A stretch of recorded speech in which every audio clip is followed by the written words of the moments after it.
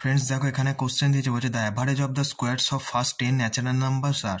দেখো কোনো ন্যাচারাল যত সংখ্যক ন্যাচারাল নাম্বার আছে তাদের যদি গড় করতে হয় তার একটা ফর্মুলা আছে।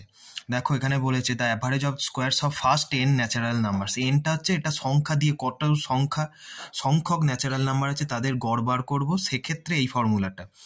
যদি এখানে বার করতে n into n plus one into 2n plus one by 6n, n তো কেটেই যাচ্ছে। যদি আমি এখানে n এর জায়গায় 10 পুট করি, দেখো 10টা ন্যাচারাল নাম্বার, যদি 10 পুট করি তাহলে 10 ইন্টু 11 ইন্টু 21 হয়ে যাচ্ছে এখান থেকে, বাই নিচে 6 ইন্টু 10 হবে।